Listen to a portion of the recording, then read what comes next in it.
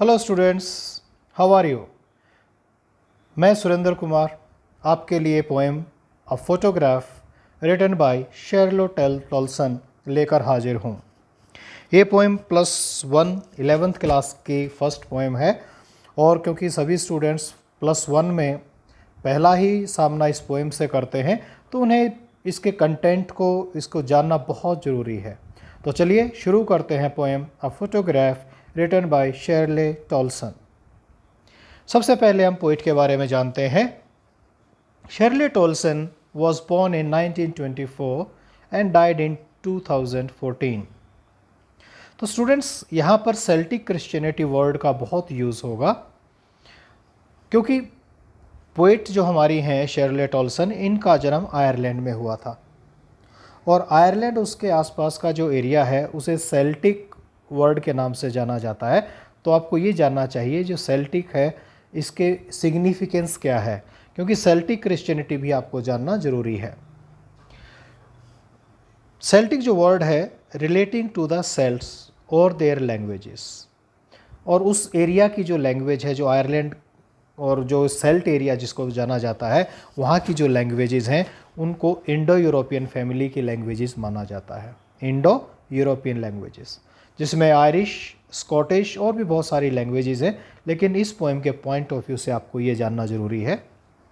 और इस एरिया के लोग सेल्टिक कल्चर को फॉलो करते हैं, यानी ये एक पर्टिकुलर एरिया बन जाता है सेल्ट के नाम से।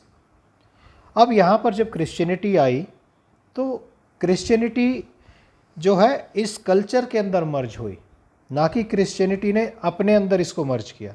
देखिए स्टूडेंट्स, आपको समझने का एक तरीका मैं बताता हूँ।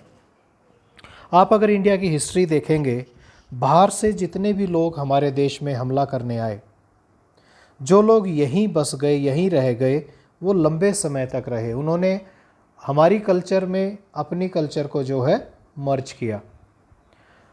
तो लेकिन कुछ लोग ऐसे थे जो केवल आक्रमणकारी थे, आए, यहाँ से लूटा सब कुछ और फिर अपने देश वापस चले गए। तो सिमिलरली जब क्रिश्चियनिटी का एक्सपेंशन हुआ, क्रिश्चियनिटी जब धर्म था जो अलग अलग देशों में गया, जब सेल्टिक उधर के साइड गया तो जो है वहाँ की कल्चर में ये धर्म मिल गया। तो that is why Celtic Christianity जो है उसने बहुत इन्फ्लुएंस किया था राइटर को, और उसके major work Celtic alternative in 1987, Celtic year in 1993 जो है इस टॉपिक पर लिखे गए। अब चलिए पोएम की बैकग्राउंड के बारे में जानते हैं, समझने की कोशिश करते हैं कि पोएम क्या कहती है। स्टूडेंट्स, आप इस पोएम को समझने का सबसे आसान, सबसे बढ़िया तरीका ये है कि आप सोचिए कि आप 17-18 साल की एज में हैं इस टाइम, 16, 17, 18 जिस एज में भी हैं, आप अपने एक बचपन का फोटोग्राफ निकालिए जिसमें आप हों, आपके पेरेंट्स हों, आप बहुत छोटे से हों, आपका पोज बहुत अलग हो। आप उस फोटो को देखकर क्या फील करते हैं, वो फीलिंग्स इस पोएम का एक पार्ट है। पोएटिस ने क्या किया, शेरले टॉल्सन ने क्या किया, शेरले टॉल्सन ने इस पोएम में अपनी मदर को याद किया है। ये ट्रिब्यूट है अपनी मदर के लिए। और क्या ट्रिब्यूट है, इस पोएम में 3 स्टेंजाज हैं और 3 स्टेंजाज में आप 3 फेज लाइफ के यहाँ पर देखेंगे। कैसे? स्टेंजा 1 में जो पोइट की मदर है, शेरले टॉल्सन की जो मदर हैं, वो अपनी कज़न के साथ, किसके साथ? अपनी कज़न के साथ। और क्या नाम है कज़न्स के? बेटी एंड डॉली के साथ वो सी हॉलीडे पर गई थी। कहाँ पर गई थी? सी हॉलीडे पर। सी हॉलीडे का मतलब किसी समुद्र के किनारे, किसी बीच पर छुट्टियां मनाने के लिए वहां पर गई थी। सेकंड स्टेंजा में क्या है? Reminiscences of C holidays. अब वहां पर एक फ़ोटो खिंचा, उस फोटो के जो भाव हैं वो सदा के लिए अमर हो गए, क्योंकि वो एक फ़ोटोग्राफ के अंदर वो भाव आ गए। लेकिन क्योंकि हमारा शरीर फिजिकल है, समय क्षण भंगुर है, समय बीतता जाता है, बीतते समय के साथ इंसान बड़ा हो जाता है, वो वहाँ दोबारा नहीं जाता, या वैसा पोज दोबारा नहीं होता, यानी बीतते समय के साथ चीज़ें बदलती चली जाती हैं। लेकिन जो फोटोग्राफ में जो उस समय जो फ़ोटो खींचा गया वो जितना भी दृश्य था वो कैप्चर हो गया और वो अमर हो गया। तो 20-30 साल के बाद जब उसको फोटोग्राफ को पोएटेस देखती है या उसकी मदर देखती है तो वो सी हॉलीडे की याद आती है।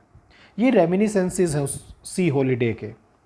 और थर्ड स्टेंजा में मदर का जो डेथ है और उसकी मेमोरी जो है पोएट को बहुत परेशान करती है। पोएट के मन में बार बार अपनी मदर के लिए जो भावनाएं हैं वो उमड़ कर आती हैं। वो थर्ड स्टेंजा में बताया गया।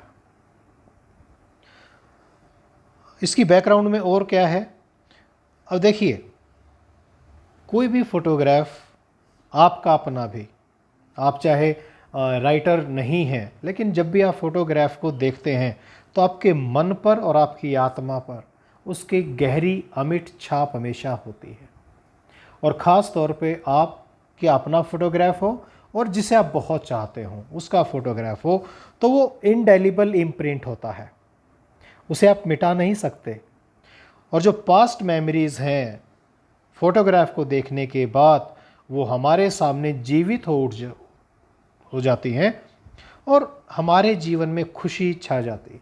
हम देखकर मुस्कुराते ज़रूर हैं, हमारे दिमाग में एक ऐसी फीलिंग आती है कि दिमाग भी हंसता है, शरीर भी हंसता है और अंदर की पूरा जो शरीर की आत्मा है वो हंसती है, स्माइल करती है, मुस्कुरा देती है।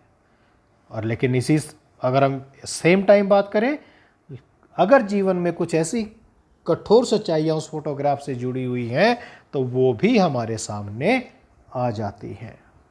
ये आप ज़्यादा बेहतर समझ पाएंगे अगर कि आप किसी ऐसे व्यक्ति को खो चुके हों जो आपके पास अब नहीं है और उसका जब फोटोग्राफ देखेंगे तो ये वहाँ उससे रिलेटेड है लाइन। अब देखिए, समय मैं आपको पहले ही बता चुका हूँ कि टाइम बहुत तेज़ी से दौड़ता है। हमारा जीवन बदलता है, शरीर बदलता है, हम पैदा होते हैं बहुत छोटे होते हैं, धीरे धीरे हम बुढ़ापे की तरफ जाते हैं। हम एक काम शुरू करते हैं, हम उस काम को करते चलते हैं, धीरे धीरे हम उसमें हैबिचुअल हो जाते हैं। तो बीतते समय के साथ हमारी जो लाइफ है वो चेंज होती जाती है और धीरे धीरे कुछ जीवन की कठोर सच्चाइयाँ भी हमारे सामने आने लगती हैं। और जब वो सच्चाइयाँ हमारे सामने आती हैं तो वैसी ही आपकी भावनाओं को शेरले टॉल्सन ने शब्द दिए। हालांकि हमें लगता है कि शेरले टॉल्सन के अपने शब्द हैं, लेकिन ये कहीं ना कहीं पूरी मानव जाति के लिए ये शब्द अमर हो गए हैं और यही इस पोएट ने डिस्क्राइब किया है, वर्णन किया है। चलिए देखते हैं हम स्टेंजा 1 में क्या है। The cardboard shows me how it was when the two girl cousins went paddling. अब देखो, two girl cousins went paddling, paddling माने चलना, each one holding one of my mother's hands. Each one यानी दोनों लड़कियों ने my mother's hands, and she the big girl, और poet's की मदर जो थी वो बिग गर्ल थी, वो बड़ी थी उन दोनों में, एंड 12 ईयर्स और सो, लगभग 12-13 साल की उम्र होगी। ऑल थ्री, अब देखिए आप पिक्चर अपने दिमाग में लगाइए कि बड़ी लड़की बीच में खड़ी है, दो छोटी लड़कियां साइड में हैं। All three stood still to smile through their hair, वो स्माइल कर रही हैं, मुस्कुरा रही हैं थ्रू देयर हेयर। अब देखिए बालों में से कैसे मुस्कुराया जाता है, कभी सोच के देखिए, कल्पना करके देखें कि बालों से आप कैसे मुस्कुरा सकते हैं। यस, अगर बहुत तेज़ हवा चल रही हो, आप फ़ोटो खिंचवा रहे हो, आप किसी ऊंची जगह पर या खुली जगह पर हो, तो बहुत तेज़ हवा जब आपके बालों को आगे की तरफ कर दे, आपके फेस के ऊपर डाल दे, और जब आप स्माइल भी कर रहे हो तो यहाँ ये वर्ड यूज़ किया गया, स्माइल थ्रू देयर हेयर। और किस चीज़ को देखकर स्माइल, किस चीज़ को देखकर है, at the uncle with the camera, यानी जो व्यक्ति फोटोग्राफ ले रहा है, आप जब फोटो खिंचवाते हो तो क्या कहते हैं, स्माइल प्लीज, है ना। तो वो स्माइल जो है उस कैमरा के लिए है जिसमें उनकी फ़ोटो खींची जा रही है। Sweet face my mother's, poetess क्या कहती है, मेरी मदर का जो फेस है बहुत स्वीट है। That was before I was born, और ये घटना कब की है, ये फोटोग्राफ कब खींचा गया, पोएटेस का जन्म नहीं हुआ था, यानी उस समय उसकी मदर ही केवल 12 या 13 वर्ष की थी। And the sea which appears to have changed less, और कहता है अभी तक जो सी है वो चेंज नहीं हुआ है। चेंज लेस मीन्स उसमें बहुत कम चेंजेस आए हैं। Washed their terribly transient feet, 3 शब्द बहुत इंपॉर्टेंट हैं। टेरिबली ट्रांजिएंट फीट यानी उस रेत के ऊपर जो उनके कदमों के निशान बने थे उस समय, वो कदमों के निशान कभी के धुल चुके हैं। यानी पोएटेस की मदर जब वहाँ गई थी तो वो जो निशान है वो मिट चुके हैं। अब वो केवल फोटोग्राफ में वो सी हॉलीडे हमारे सामने है। अब एक्सप्लेनेशन एक बार फिर देख लीजिए। तो पोएट जो है रेफरिंग कर रही है अपने मदर के फोटोग्राफ को। उसमें 2 गर्ल कजिन हैं, क्या नाम है, नाम याद कर लीजिए, बहुत काम आएंगे, बेटी and Dolly. Poetess mother eldest है, 12 ईयर्स ऑफ एज, और बेटी और डॉली जो है उसका हाथ पकड़े हुए हैं। Smiling through their hair as the wind was blowing, हवा चल रही है तो बाल उनके चेहरे पर गिरे हैं क्योंकि वो हंस रहे हैं, पोज दे रहे हैं फोटोग्राफ के लिए, तो वो एक स्माइल जो है उनकी आ रही है। All 3 stood still and smiling as they were posing for the photograph. Mother's face was very sweet, the poet was not born at that time, ये बहुत इंपॉर्टेंट है जानना आपके लिए। और उसकी जो कज़न है वो जो सी हॉलीडे पर गई थी एट दैट टाइम, ये पोएट्स ने बताया है। अब देखिए, change is the law of nature है, प्रकृति में सब बदलता है, प्रकृति में सब बदलता है। आप भी बदलेंगे, मैं भी बदलूंगा, हम सब, सारी दुनिया बदल जाती है। पेड़ छोटे से बड़े हो जाते हैं, कभी सुख आता है कभी दुख आता है, तो चेंज होता रहता है। और ये जो हॉलीडे है ये पास्ट हो गया है। जैसे आप आज +1 में हैं, आप 10th पास करके आए तो 10th अब आपका पास्ट हो गया है। जिस दिन आपका रिजल्ट डिक्लेयर हुआ, जिस दिन आप पास होकर +1 में एडमिट हुए, वो डे आपका पास्ट हो गया। तो वो पास्ट मेमोरीज़ है आपकी। रिजल्ट आने के बाद, रिजल्ट से पहले जो चिंता होती है, मेरा क्या होगा, मैं पास होऊंगी, मैं फेल होऊंगी, मेरा, तो वो सब अब पास्ट है क्योंकि आपका रिजल्ट आ चुका है। अब आप 11th क्लास में हैं तो ये चेंज है। The sea waves have washed the footprints of their feet, और वो जो छुट्टियां जब मनी थी तो वो छुट्टियां ख़त्म हो गई। यहाँ पर ये प्रतीक है, ये बताना चाहता है कि भाई छुट्टियां ख़त्म हो गई थी वो, और वहाँ पर उनके जो निशान थे अब वो मिट चुके हैं।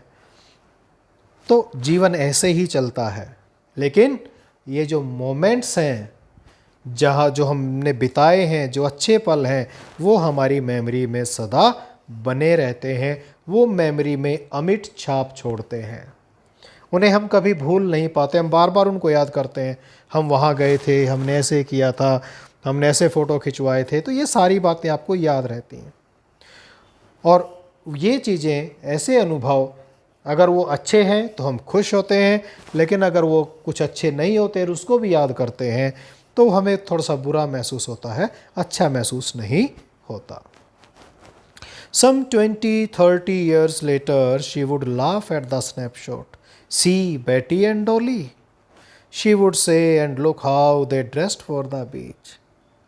The sea holiday was her past, mine is her laughter, both try with the labored ease of loss.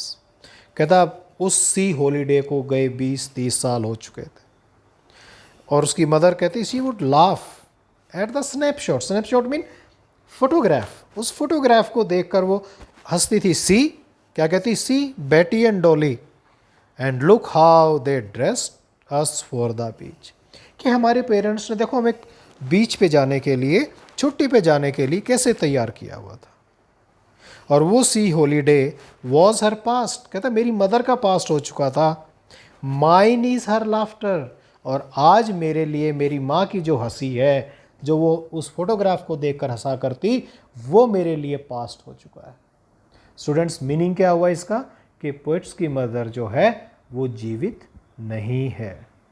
Both Rai, both means हम दोनों, हम दोनों कौन, माँ और बेटी, पोएट और उसकी mother, with the laboured ease of loss. अब देखिए दोनों को नुकसान हुआ है, दोनों को नुकसान हुआ ना, लॉस, लॉस माने नुकसान, क्या नुकसान हुआ?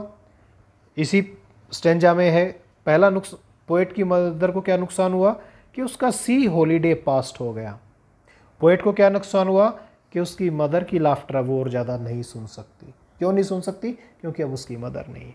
कहता है वी बोथ, हम दोनों बहुत कोशिशें करते हैं अपने अपने उस नुकसान को भूलने की, और कहता हमने एक किस्म से एक एडजस्टमेंट कर लिया अपने नुकसान के साथ। जैसे कभी हम बहुत ऐसे ट्रिप पे गए, हमने बहुत आनंद लिया, बहुत दिन तक हमारे अंदर वो रहा, हम बहुत दिन तक चर्चाएं करते रहे, लेकिन अचानक क्या हुआ कि अगर 10-15 साल बाद मान लो आप 4-5-10 फ्रेंड गए थे, किसी एक फ्रेंड के साथ कभी ट्रेजेडी हुई हो, फोटोग्राफ आपके पास हो, तो आपका जो एक मन में जो डार्क साइड है वहाँ पर कहीं ना कहीं ये होगा कि वो जो मेरा जो दोस्त था उस समय, उसके साथ काश ऐसे ना होता, आज भी वो हमारे साथ होता, तो ऐसा होता, तो वैसा होता। तो ये इस तरह की भावना जो है कि हम दोनों अपने उस लॉस को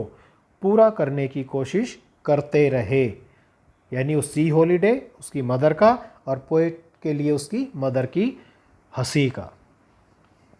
तो वही एक्सप्लेन मैंने आपको यहाँ किया है। ऑलमोस्ट 20 और 30 years have past when the photograph was taken. कहता मदर फोटोग्राफ को देखती, हंसती, बैटी और डोली के बारे में बात करती। अब वो हॉलीडे एक मैटर ऑफ पास्ट था, और laughter of her mother past now for the poet.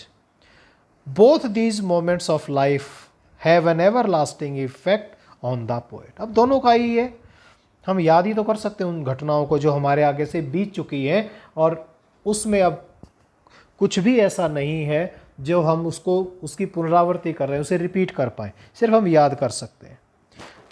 This gives the feeling of eternal loss to the poet. क्या एटर्नल लॉस है? जो सदा के लिए चला गया, death of her mother. And they both try to console their losses as and when time came. सब ने कोशिश की उसको भूलने की, उसके साथ समझौता करने की।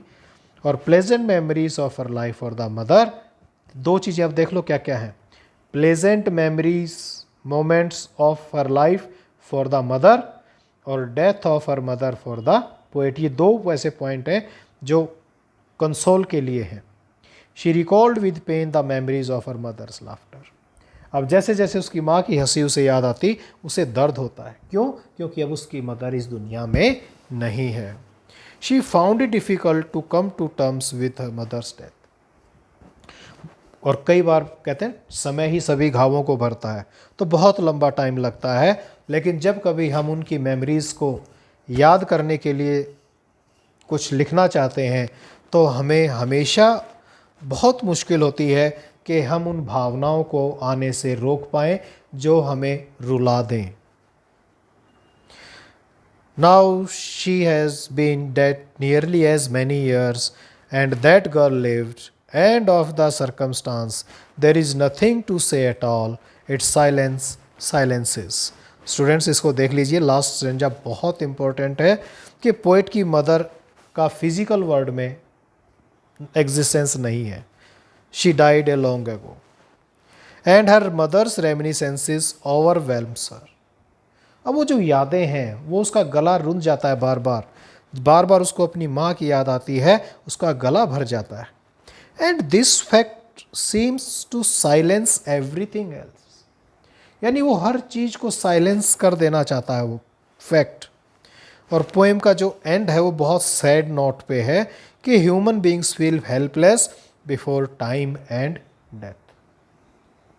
क्योंकि जो साइलेंस हमारा एकदम ख़त्म हो जाता है, जो साइलेंसेस जो वर्ड यूज़ हुआ वो इसीलिए यूज़ हुआ है कि ह्यूमन बीइंग्स बहुत हेल्पलेस हैं, उन्हें चुप ही रहना पड़ता है उसके सामने, कि टाइम और डेथ दोनों को ना आप रोक सकते हैं, ना आप इस पर कंट्रोल कर सकते हैं।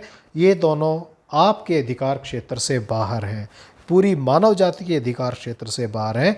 और ये दोनों ही ह्यूमन बीइंग्स की को जो है उनकी हेल्पलेसनेस, उसकी कहते हैं ना कि मैं बिल्कुल हेल्पलेस हूँ इसके सामने, तो उस चीज़ को याद कराते हैं। तो स्टूडेंट्स, उम्मीद है आपको पोएम पसंद आई होगी, और बहुत अच्छे से आप समझने की स्थिति में रहेंगे।